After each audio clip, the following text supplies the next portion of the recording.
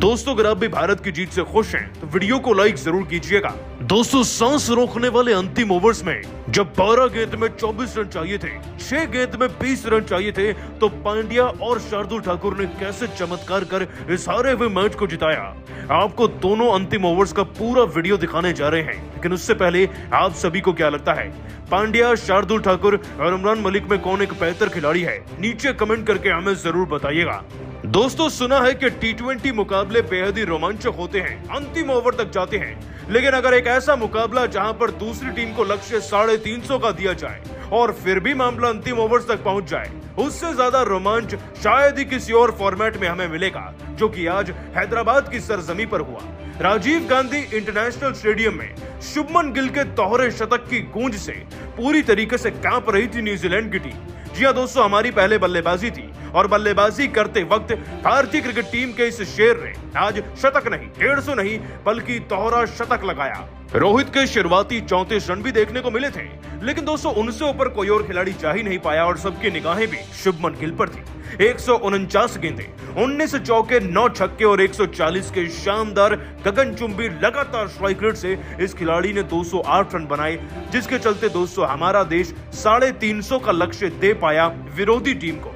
अब दोस्तों, one day cricket में जब इतना बड़ा लक्ष्य किसी टीम को दिया जाता है तो जीत सुनिश्चित मानी जाती है, और वो भी उस टीम के खिलाफ जहां पर ना तो केन विलियमसन है, ना ही बड़े से बड़े और खिलाड़ी हैं जो विश्व भर में खेल रहे थे अभी हाल फिलहाल में। भारतीय क्रिकेट टीम की जीत पर मोहर मानो पहली गेंद से लग चुकी थी, और उसके बाद इसे मुकर्रर करने के लिए भारतीय गेंदबाजों ने आगे बढ़कर अच्छा प्रदर्शन भी किया।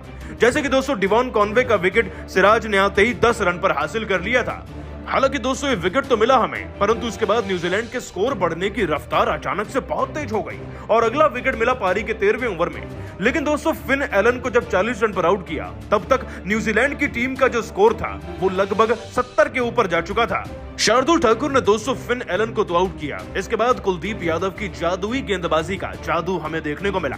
दोस्तों कुलदीप ने जहां हेनरी निकोल्स को क्लीन बोल्ड किया, तो आगे चलकर टेरिल मिशेल का भी विकेट अपने नाम कर लिया था।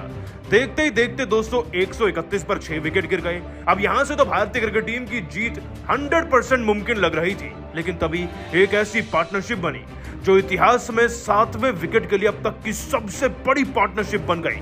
ये पार्टनरशिप थी दोस्तों मिचेल सेंटनर और ब्रेकविल के बीच में, जो न्यूजीलैंड की टीम को जीत के इतने करीब ले गई कि दर्शकों की सांसें लगभग रुक चुकी थी मैदान में उस वक्त पर। आप सब इस बात से अंदाजा लगा सकते हैं, 29वें ओवर के बाद हमें विकेट मिला पारी के 47वें ओवर में, जो सिराज ने लिया। सिराज ने दोस्तों इस जोड़ी को तोड़ा और मिचेल सेंटनर को विकेट लेकर उन्होंने भारतीय क्रिकेट टीम का कमबैक तो करा दिया था, साथ ही शिपली को भी क्लीन बोल्ड कर दिया इसी ओवर में। ये एक टर्निंग ओवर लग रहा था, लेकिन अभी तो मैच में असली टर्न आने बाकी थे।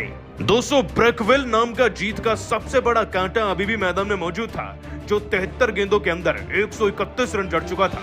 12 गेंदों में 24 रन बनाना कोई मुश्किल बात नहीं जब आप अंतिम ओवर्स में पहुंच जाएं, लेकिन जब विकेट एक बचे तो राहें मुश्किल हो जाती हैं। और दोस्तों अंतिम ओवर्स को डालने के लिए पांड्या और ठाकुर को चुना गया, और फिर रोहित ने ऐसी उम्दा कप्तानी करी जिसके दम पर भारत ने इस मैच को जीता है। दोस्तों चलिए आपको अंतिम 2 ओवर का रोमांच दिखाते हैं।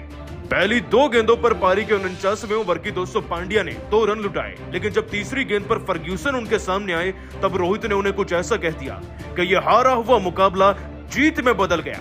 दोस्तों रोहित शर्मा ने पांड्या को करीब बुलाया और ज्यादा हाइट पर गेंद डालने के लिए कहा, ऑफ स्टंप को टारगेट करते हुए। पांड्या ने बिल्कुल वैसा ही किया। फर्ग्यूसन पूरी तरीके से विचलित हो गए और ऑफ साइड की तरफ शॉट खेलने के चक्कर में वो कैच थमा बैठे। शुभमन गिल ने उनका कैच तो पकड़ लिया, लेकिन दोस्तों इस कैच से उन्होंने मैच भी पकड़ा था।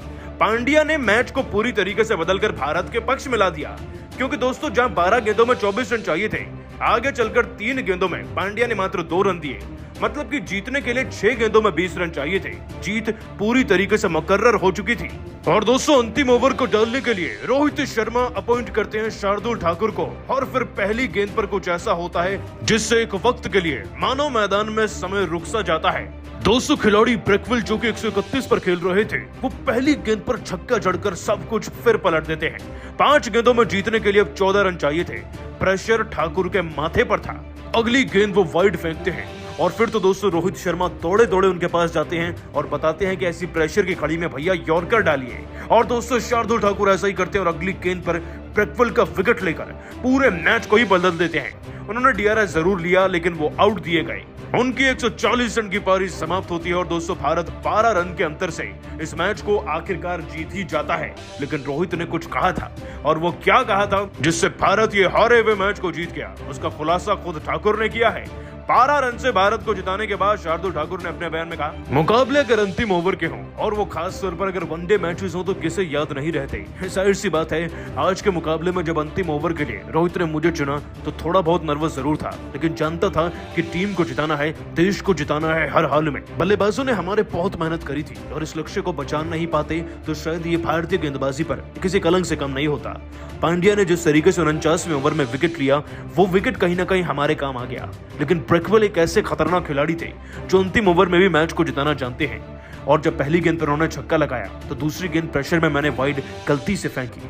उसके बाद रोहित भाई ने मुझे बताया कि ऐसी परिस्थिति में मैं अपनी यॉर्कर का क्यों नहीं इस्तेमाल करता, जिसके बाद मैंने बिल्कुल वही किया और पैड्स को टारगेट करते हुए अपनी गेंद को तब्दील किया एक यॉर्कर में, जिसके बाद नतीजा हम सबके सामने है।